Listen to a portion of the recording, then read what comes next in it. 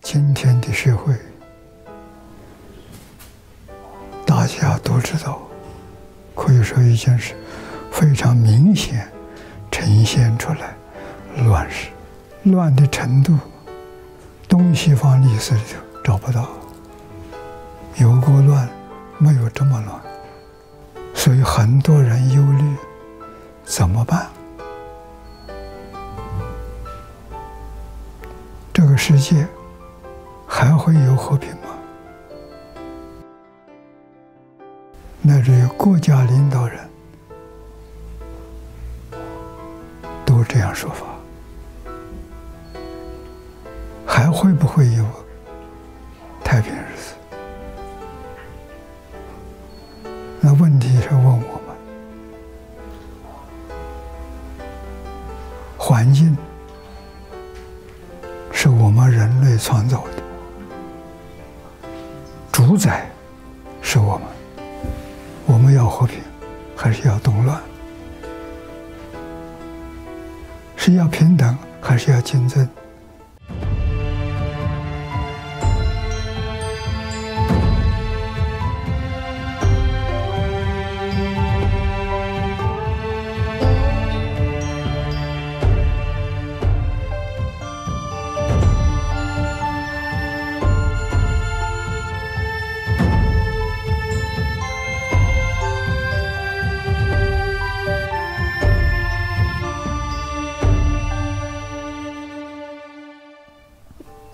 我们遇到难题了，这个难题是个人的，个人就是身心健康，身心健康出了问题，到穷日要找修身的，修身，家庭不和去找齐家的，对，这叫齐家的，这个治国，大的是治全国，小的是治一个县、一个村庄、一个小镇，镇长，遇到事情不能解决了，你到里面去找，一定可以找得到，他会帮助你解决问题。这部书可以救中国，可以救全世界。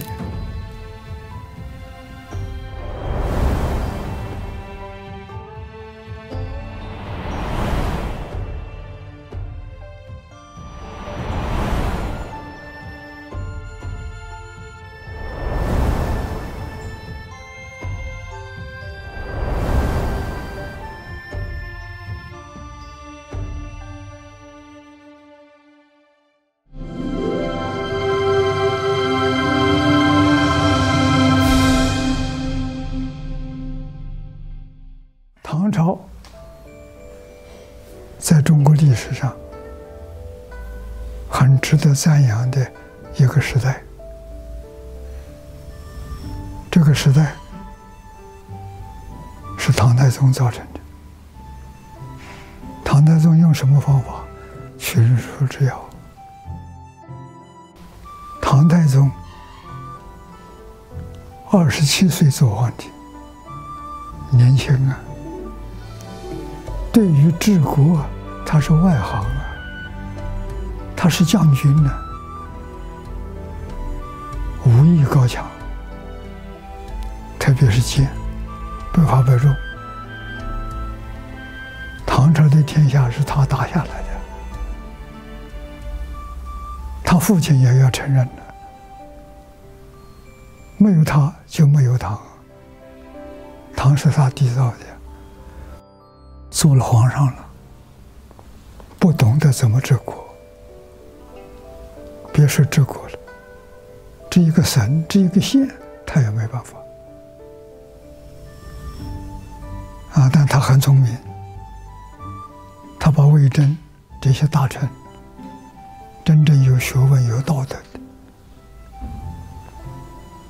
召集起来，然后魏征成立一个小组，给他编治国的这些典籍，他要看的，重要的要给他看，太多的他看不了那么多，别给他。这个小组就是他的智囊团，用现在的话，智囊团给他出主意，他最后决定。这个能力他很强，从三皇五帝一直到他那个时代，这些朝代里头的圣贤、有智慧的人，他们所谈论到的修身呢，讲修身、齐家、治国、平天下，谈的这些都有记录，把这些记录抄下来给他看。这本书从大概将近70本典籍里头，凡是关于修身，如何保养身心的健康，这头个条件。你没有强壮的身体，你什么事业都不能做，天天生病怎么行？所以头一个修身，第二个齐家，我怎么样把我家庭治好，让我这个家庭老少都快乐，都欢喜，把人无常在家庭里面实现落实，然后再往上推，家齐而后国治。你用治家的方法就能治国，用治国的方法就能够平天下。平天是平视的平等对待，和睦相处，那就是整个世界是一家人。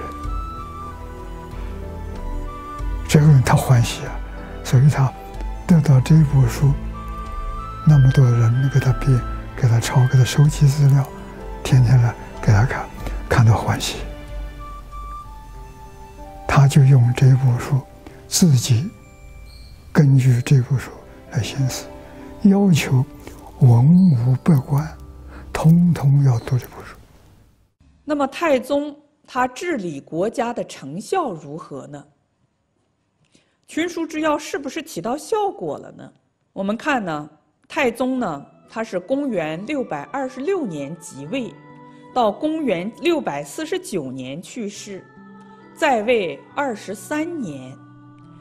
他被誉为历史上的一代明君，有人称他是千古一帝。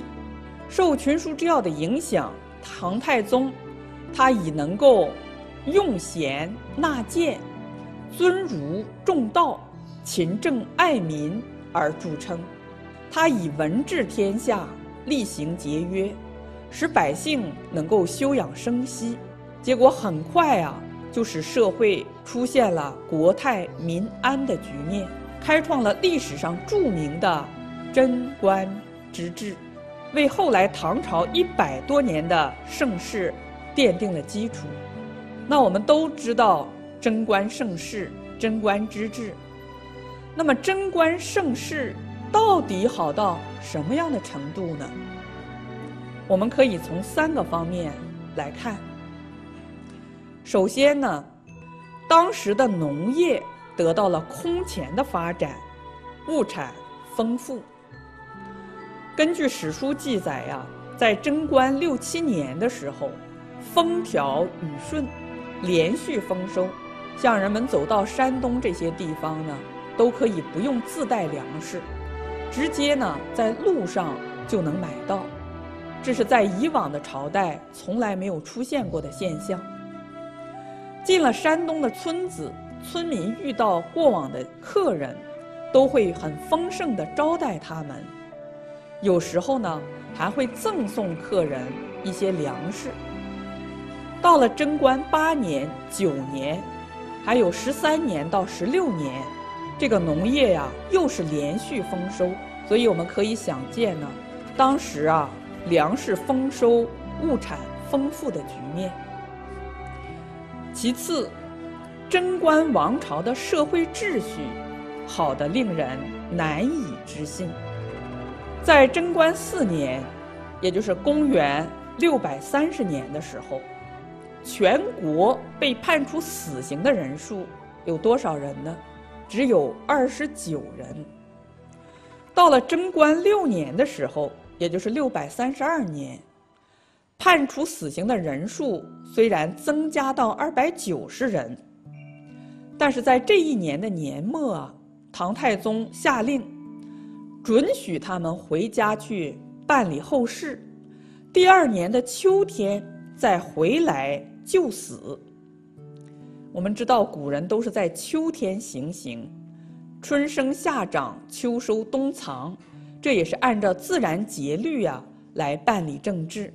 那么结果呢，到第2年9月的时候，这290个被判处死刑的犯人，无一例外的全部回来受刑。那从这里我们就知道了，即使是被判处死刑的犯人都没有逃跑，可见这些人呢，他都有羞耻心，他都知道自己做错事应该接受处罚，他没有怨言。从这里我们就知道了，当时的贞观盛世不仅仅是经济繁荣，而且呢，人心都非常的平和，老百姓心中没有多少的怨气，社会秩序也非常的好。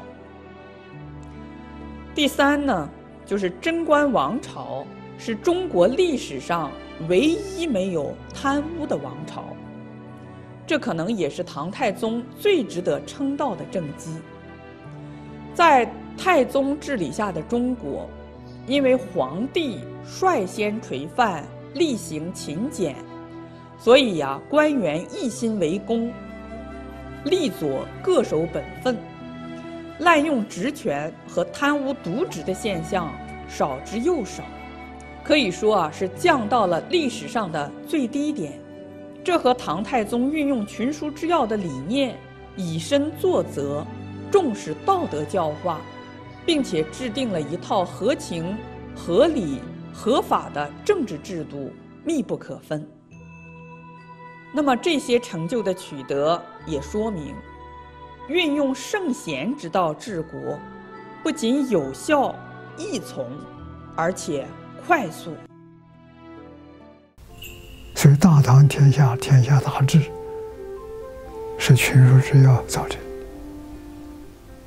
是经过考验的，这不是理想的唐300年的盛世靠这个。所以这部书现在是中国党校的必修课程，主席带头跟唐太宗一样带头要求全国从政的人员认真地来学习，把中国大唐盛世再恢复，这是好事情。这书里有经历就这里。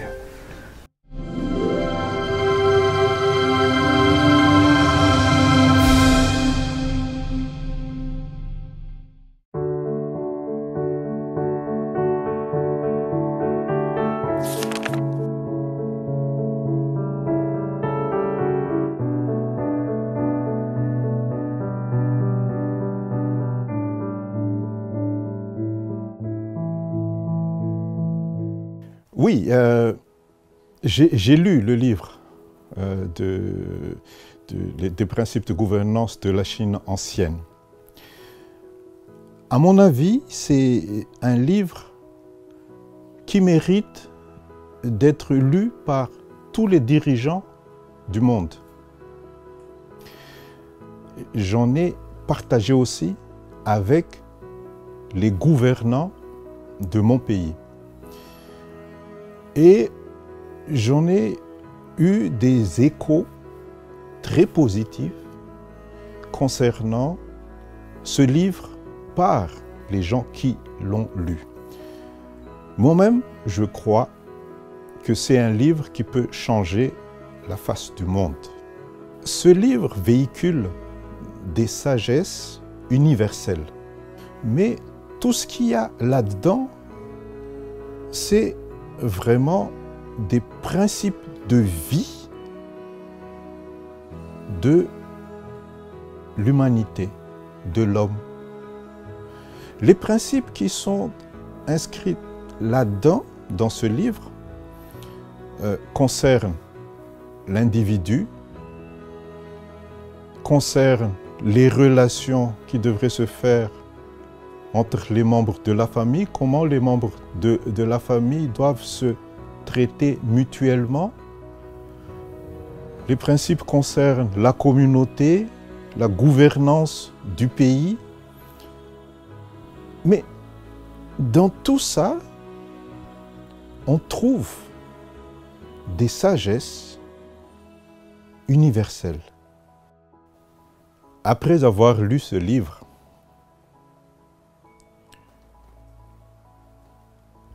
on s'y réfère tout le temps, même dans la vie quotidienne.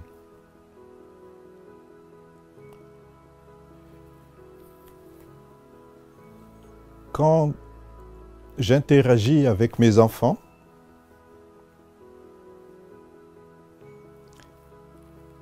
quand il y a un peu de difficulté,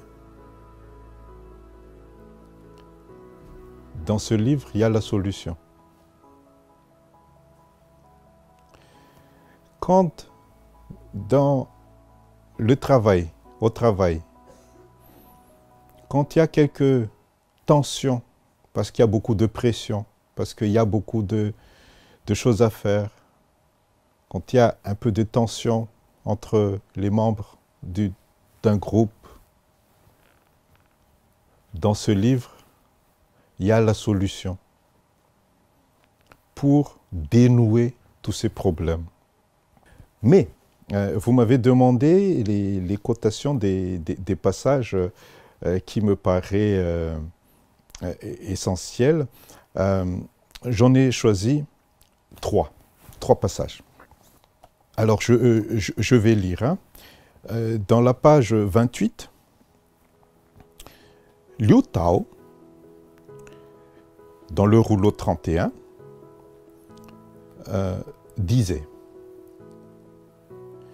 si un dirigeant n'est pas vertueux, il risque de mettre sa nation en danger et de créer le chaos chez ses sujets.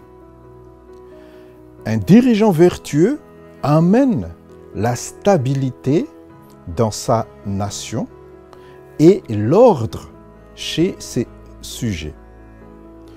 Le destin d'une nation dépend donc en premier lieu des capacités et de la sagesse de son dirigeant et non de la volonté divine. Tous les problèmes qui se passent dans ce monde, la pauvreté,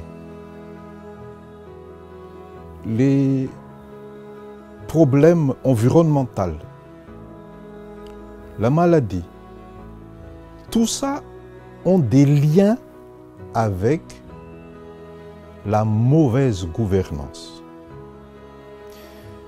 Et ce livre, les principes de gouvernance de la Chine ancienne, donne des indications claires concernant ce qu'il faut faire, ce qu'il ne faut pas faire pour avoir un pays en paix, stable. Actuellement, on est en phase, en période préélectorale à Madagascar. Nous avons pas mal de candidats. Nous avons 36 candidats à l'élection présidentielle.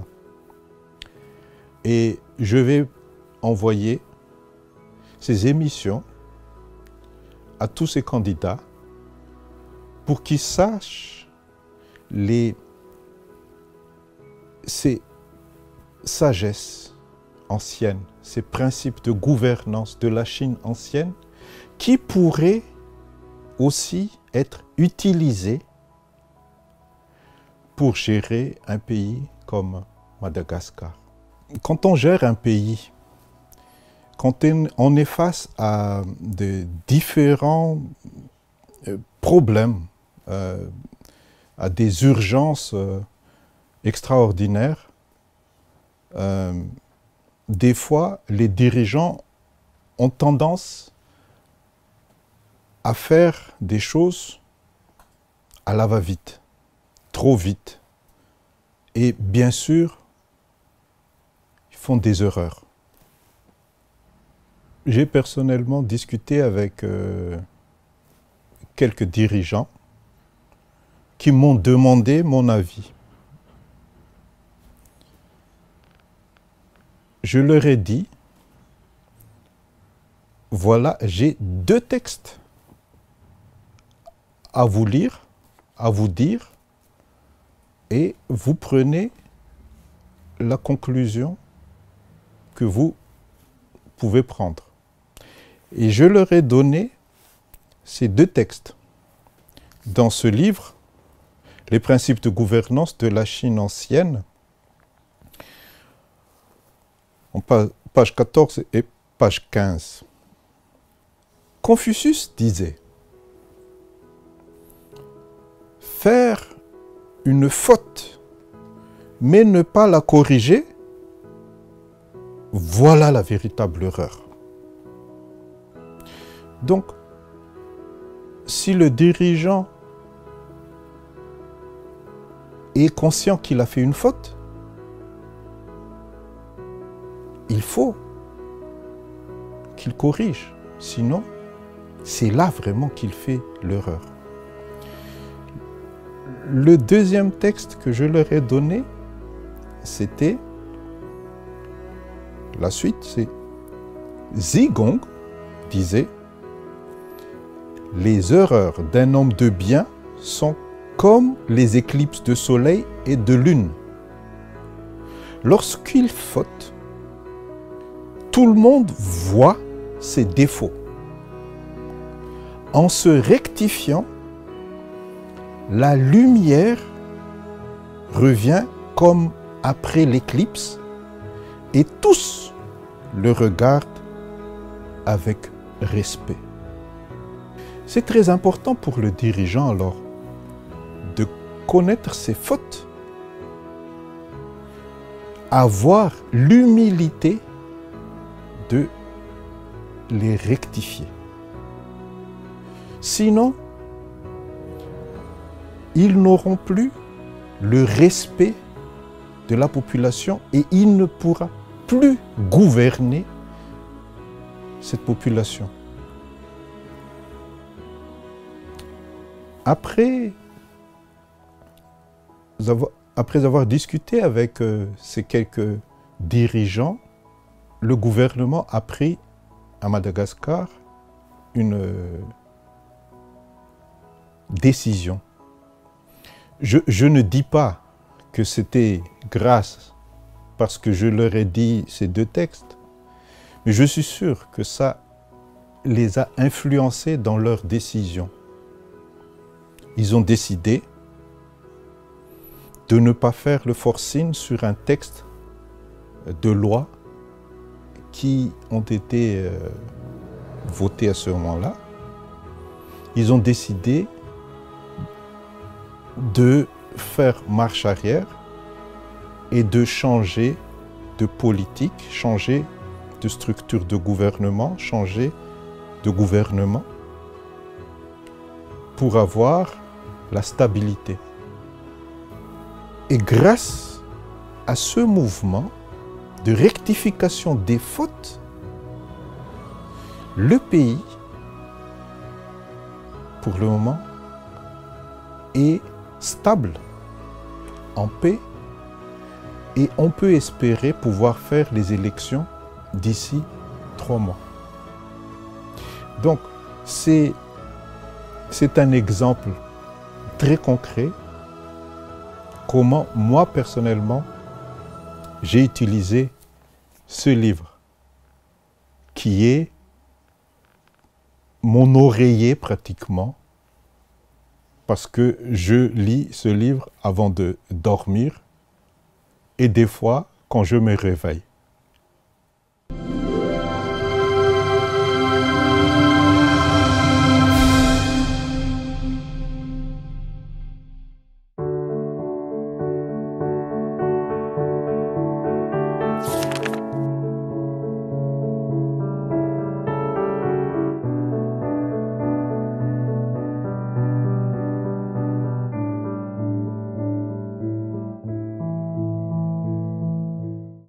I will say that they've been missing something, missing a great source of wealth, of information.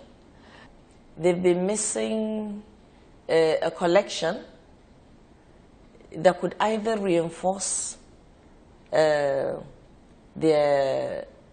thinking or also show them new vistas of thinking. Because you'd find sometimes you're getting advice, sometimes you're getting a kind of direction or some kind of forecast. If you do this, this may be the consequences to your people or to yourself. And sometimes, you know, during a working day or I'm reflecting on something, or writing something, I look and say, okay, these governing principles must have said something about this. So it's like I use it as a reference, like a backing, to say, you see, this thing that we're thinking, a long time ago, some people have thought it out, and it's been put in this book. So it's to kind of support. So it's like having an encyclopedia somewhere, but this is an encyclopedia that is, it's spiritual, but not in the religious sense. It gives you information, it gives you advice that you cannot just get anywhere. I remembered one time with my minister, my present Minister of Education, and really, I read quite a lot of scripts for him. But if you take, for instance, page 28, these are the virtues, you know, how a leader who is not virtuous will bring danger to the nation and chaos to his people. I remembered, you know, citing this example. We were just discussing generally about politics in my country. And then we're talking about the different political parties, the challenges of governance, and so on and so forth. And when we talked, then I said to him, look, there is this book that seems to have advice to the leader, how you can lead, how you can be a better leader to your people, and what happens to countries when they have bad leaders or people that are not supposed to be chosen are chosen as ministers. You know, what happens to that society, what happens to that nation. So we're talking like that, and then I took the book, and really I think we went through many of the scripts on leadership with him. And at the end of the day, I gave him a copy of the book. You know, it's only that not everybody has, you know, access, you know, to this kind of information that's just coming, you know, not from any particular religious perspective. And for me, that's why I feel comfortable reading this. I feel comfortable giving it out to people. It's not that I'm giving anyone a religious text. These are very wise sayings and very wise scripts that will guide everyone, from the young person to the very old person. Yeah. Those who bring benefits to the world will also bring benefits to them. For those who bring harm to the world will also bring harm to them. a benevolent ruler will attract the populace to follow him because he is good at bringing benefits to the world. So basically, for me, when you think of the world, you start with the family, the community, you know, because you will not just all at once bring benefit to the whole world. So it means you have to be good, you have to be kind, you have to be caring, you have to be sensitive, first to the family and then to your community. But if you are not, in the reverse, you know, it's like whatever are your bad deeds, you will reap the bad deeds. Because then, if you are not good, you are not kind, and listen to the family, to the community, the family will also, in a way, reject you and leave you to your fate. So this, for me, is very instructive. But it also goes on, ends with the benevolent ruler. The ruler that loves his people, that cares for his people. So if the ruler cares for his people, he's not wicked, he's always thinking of things in their best interest, the people will follow him. You know? Otherwise, there is a saying that if you think you're a good ruler or a leader, once in a while look back and see whether anybody is following you. Because if you're not a good ruler, most probably very few or nobody will be following you genuinely. Looking at the individuals in history who have made contributions to the society, it is evident that they all had accumulated outstanding and remarkable stories through their endurance against innumerable physical strains and hardship. As well, they were assiduously thoughtful. They never let their studies go to waste, and they never changed their ideals despite poverty. Now here, for me, it reminds me of some of the great leaders we had in politics in Nigerian history. People who contributed a lot, went through a lot of suffering, because maybe their manifesto was people-oriented. We had one of such great leaders, he's late, one Aminu Kano. His own manifesto was always people-oriented, you know. So he always, you know, suffered for the people in the hand of opposition governments and so on and so forth. So this text actually reminds me of him, and then other people in other societies. You find that you take somebody like Nelson Mandela, you know, if we're looking at the African level, look at all his travails, look at all his sufferings, all for the freedom of the people, because you see, he said they have accumulated outstanding and remarkable stories through their endurance against innumerable physical strains and hardships, you know. And at the end of the day, they were just doing it for the people, not to gain anything for themselves. So for me, this is a very important, important scroll in African listening and my own personal life. Yeah.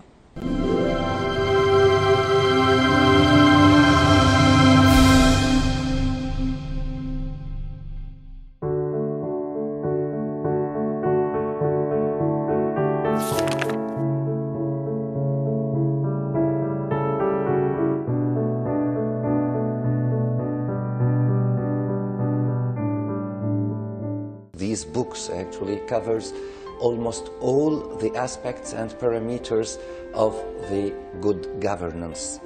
This is the thing, actually. It's not only one thing. It covers everything. It talks about morality. It talks about ethics. It talks about corruption. It talks about strategy. So it covers absolutely everything, and from different point of view. It's not only technical administration issues. Yes, there are technical administration issues, but there are more psychological things, educational things. You know, the profile of the diplomats, of the governing persons. So he offered me several books Between these books, there was the books about the principles of governance, principles of ancient China. So at the beginning, I said, these principles should be expired nowadays. Ancient China goes back 2,000 years ago, and I don't know if it is really relevant. So, but in any case, I'll have a look. So I read some paragraphs, and I was really impressed, because it appeared to me that it is still relevant nowadays. And more I read in it, I found that it is not only relevant, but it is in advance also in some articles for our time. Par exemple, si on veut voir comment c'est encore valable de nos jours et disons en avance par rapport à son temps et peut-être de notre temps, il y a ce passage, voilà, il est là. Donc, ici il dit, afin de cultiver sa vertu, un homme devrait d'abord montrer l'exemple auprès de sa femme en la traitant toujours avec respect. Donc ici, on parle du respect de la femme, et c'est quelque chose qui est encore d'actualité dans beaucoup de sociétés de nos jours. Puis, en s'érigeant en modèle auprès de ses frères et sœurs avant de prétendre pouvoir gouverner un pays. Donc ici, on demande au gouverneur de donner l'exemple du respect de la femme et de l'égalité de l'homme et de la femme. Et ça, vous savez que l'égalité des genres est une priorité de l'UNESCO. Si on veut, en fait, il y a beaucoup d'exemples et on va peut-être passer beaucoup de temps, mais je ne vais pas prendre tous les exemples. Je vais prendre peut-être un autre exemple qui est important parce que c'est encore quelque chose qui nous manque. Voilà. Ça, pour moi, c'est un article qui parle du courage, de la franchise et de la sincérité d'un dirigeant pour le bien de son pays. Il dit, les ministres fidèles n'hésiteront pas à braver la mort en osant critiquer franchement le souverain. Seule une critique sincère peut exposer la vérité. La franchise est donc ce qu'un dirigeant éclairé souhaite, et c'est pourquoi ces loyaux sujets n'hésitent pas à risquer leur vie en s'exprimant avec sincérité. Bien sûr, ici, il parle aussi du profil psychologique du dirigeant. Le dirigeant intelligent doit accepter les critiques. Et seuls les dirigeants qui ne sont pas intelligents, qui n'acceptent pas. Il y a beaucoup d'autres exemples aussi. Il y a des exemples qui correspondent un petit peu à la politique d'aujourd'hui et au clivage politique gauche-droite. Voilà. Tous prétendent connaître des méthodes de gouvernance, mais leur mise en pratique diffère. Et ça, c'est le problème politique. Gauche et droite, chacun prétend avoir la bonne méthode, la meilleure méthode. Certains estiment qu'il importe de rectifier les erreurs d'autrui. D'autres pensent d'abord à corriger leurs propres fautes. Rectifier ces erreurs, c'est aborder le problème à sa source, tandis que rectifier celle des autres, c'est s'attaquer à ses conséquences. Un gentilhomme attaque un problème à la source et peut ainsi cultiver sa vertu, se réaliser et éviter les conflits. Un homme de peu s'attaque aux conséquences d'un problème, se fait des ennemis et ne réalise rien. Donc ça, c'est effectivement, ça s'adapte aussi au clivage politique. Les uns n'ont pas quelque chose à proposer de concret et ne regardent pas leurs erreurs, mais ils se satisfont de critiquer les autres et dire voilà, c'est les erreurs des autres, toujours c'est la faute aux autres, et on ne regarde pas nos propres erreurs. Et si vous regardez sur les scènes politiques en Europe ou ailleurs, vous trouvez la même chose encore de nos jours. Bon, simplement pour finir, je pense qu'il y a un article qui résume à peu près l'ensemble de l'esprit de ces principes. Et c'est très simple et c'est très court. En fait, voilà, il dit, lorsque la morale, la vertu, le code d'éthique, la bienveillance et la droiture sont observés, le monde emprunte la véritable voie, en fait la véritable bonne voie. Donc c'est résumé. La bonne voie peut être atteinte à travers ces principes qui respectent la morale, la vertu, l'éthique, la bienveillance et la droiture. Et en réalité, tous les autres principes sont basés sur ou bien morale, ou vertu, ou bienveillance, ou droiture, ou justice, ou égalité, etc. Donc, je pense sincèrement que quand on lit, même au hasard des fois, on n'est pas obligé de le lire dans l'ordre. On peut lire au hasard et on trouve toujours que c'est approprié et c'est pertinent encore aujourd'hui et probablement demain. À mon avis, ces principes, ce sont des principes qui rapprochent l'homme de son état d'humain, de l'humanité.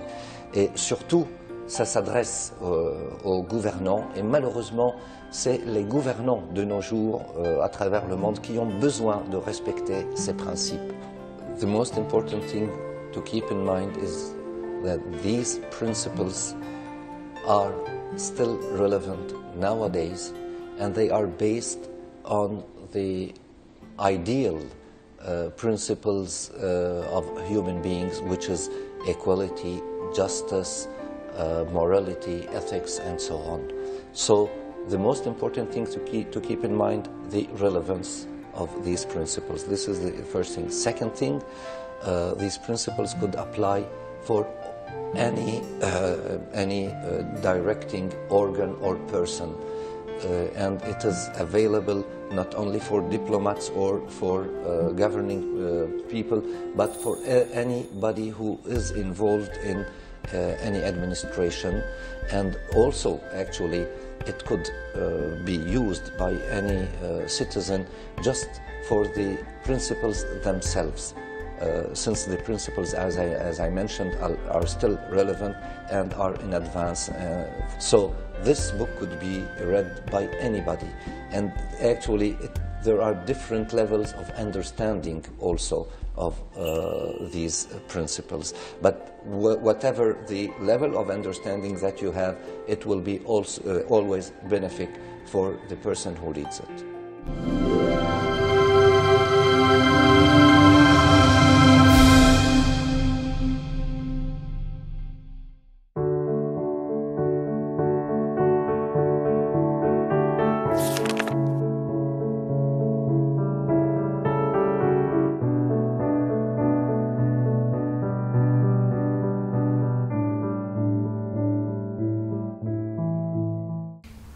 中国历史最完整，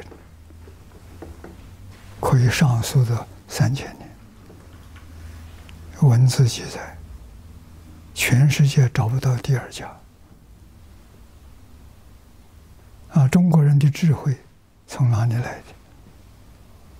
并不是中国人独有。佛说得很好，智慧是从真心露出来的。我们现在这个地球上的人用的心是妄心，不是真心。真妄怎么说呢？真心是清净心，是本来的心。本来的心大家都一样，我有你也有，你有我也有，是一样的。没有起心，没有动念，是真心。我们眼见色，耳闻声，在听之前，正在听，听之后，都不起心动念，心是平的，那是真心。这一听，马上就波动，意见就来了，喜怒哀乐爱恶欲就现前了，那是妄心。那不是真心，妄心里头是有你的爱好，有你的怨恨，有这些东西，真心里头没有。真心像小孩刚生下来，他心是真心，他还不懂得这个我爱那个我要占据，还没有这个念头起来，那是真心。婴儿之心是真心啊！你要是细心观察，很有味道。我好像是04年在日本参加一个，也是联合国教科文组织办那个活动，在日本办冈山，我去参加了。啊，早晨起来散步，有一个小年轻人推了个小车子，他的儿子还不到100天，2、3个月推出去，我就突然想起来，我说我们大家静下来，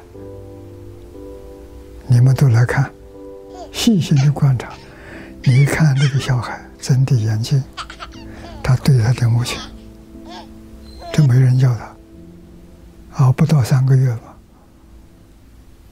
你看那是真正的爱，没有人教他，自自然然露出来的。所以我告诉大家，人生100日，100天之内，体露真常，他表现出来是真的，是不永恒不变常的。你们在你心观察，所以佛说人心人之初性本善，中国古人说的，佛也如是说。你一生保持用真心，你就是佛，你就是菩萨，你就是圣人。凡圣的差别在哪里？我们对一看马上就分别它，去执着它，啊，喜怒哀乐都摆上来了，真心没有，像婴儿一样，他去看，他不会起这些妄想分别执着。他没有，永远保持婴儿的心，这个人就是圣贤，在佛教里就是佛菩萨。这是人讲理论的，讲道理，他是从道流出来的，从理上流出来的，他不是从脑子里胡思乱想出来的。现在人都是不用自己脑子，不相信古人，他想一辈子，连古人的时候一个版面他都做不到，因为他胡思乱想。古人从戒定慧里开的智慧不一样啊。严格点说，古人没有想过，自然流露出来的。事情来了，对策也就来了，方法就出来了。他不要想的，他那个心清净心、平等心生智慧。那我们现在的心生烦恼，不生智慧啊！现在我们起心动念、分别执着，全是烦恼。所以你不相信古人，你没有经过古人的道路，他的路你没走过，你不知道他这个路的好处。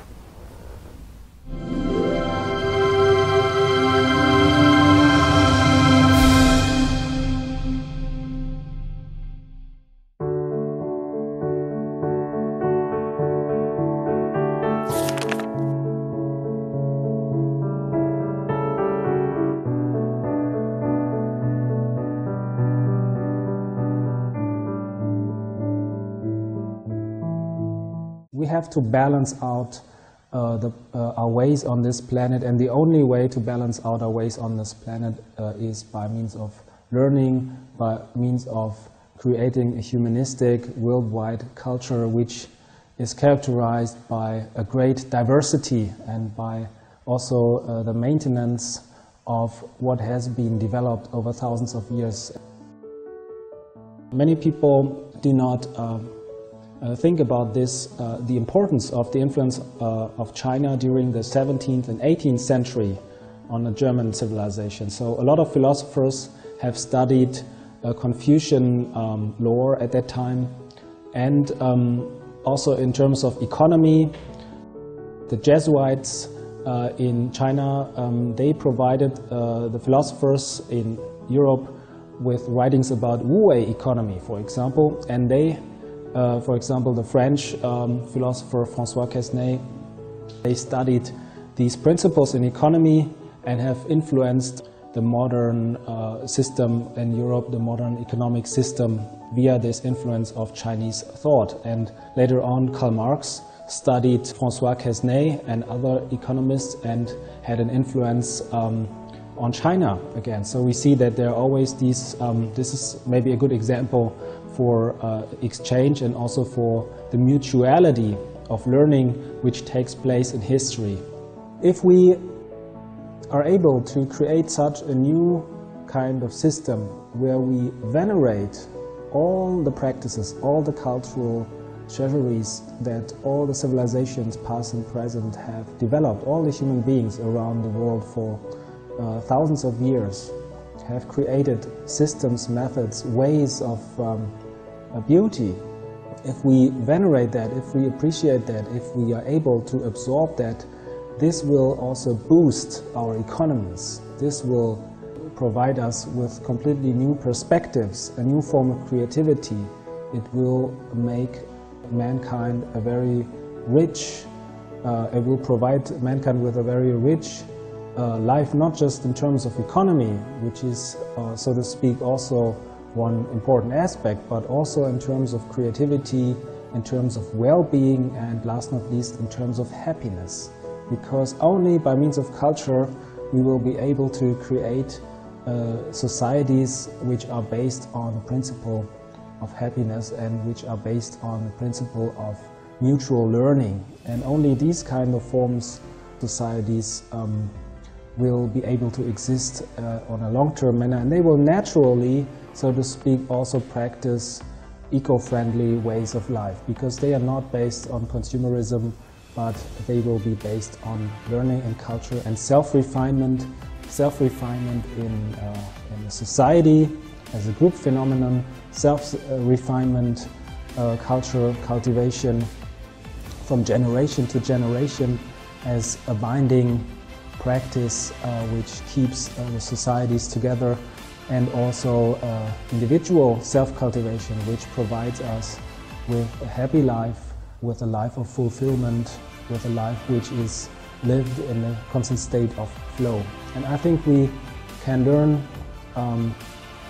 a lot from the past, but we also have to direct our attention towards the future in this regard. And we have to try to include the modern technologies and at the same time the new thoughts about the eco-civilization and eco-friendly ways. We have to balance out our ways on this planet, and the only way to balance out our ways on this planet is by means of learning, by means of creating a humanistic worldwide culture which is characterized by a great diversity and by also the maintenance of what has been developed over thousands of years, and by the veneration of these different traits and different branches of the tree of mankind.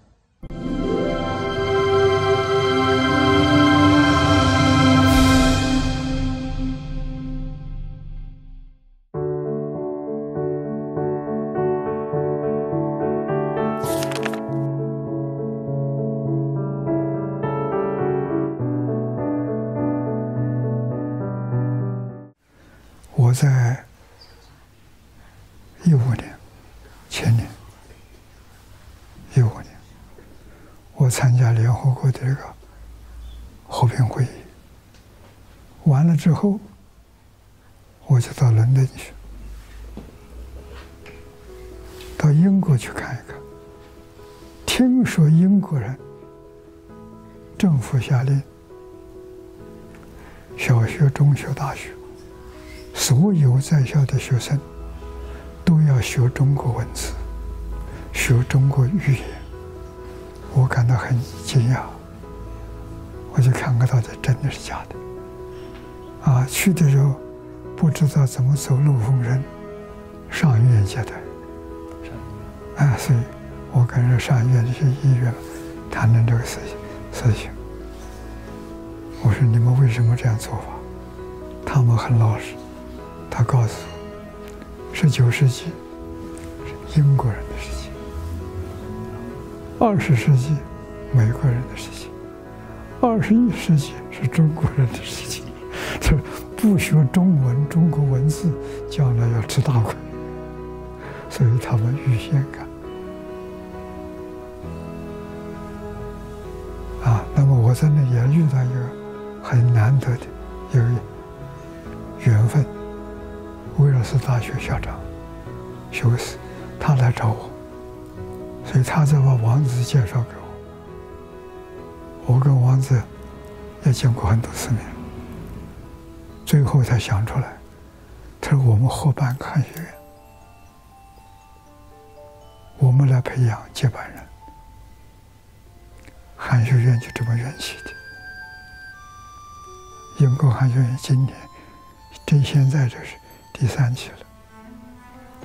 我们的宗旨目的没别的，就是培养一批年轻人，有能力读全书治要。全书治要在那开一门课，有能力读。我说我就满足了，只要他们能读，好好的学，然后回归到自己，修身齐家治国平天下，我们的教育就成功了。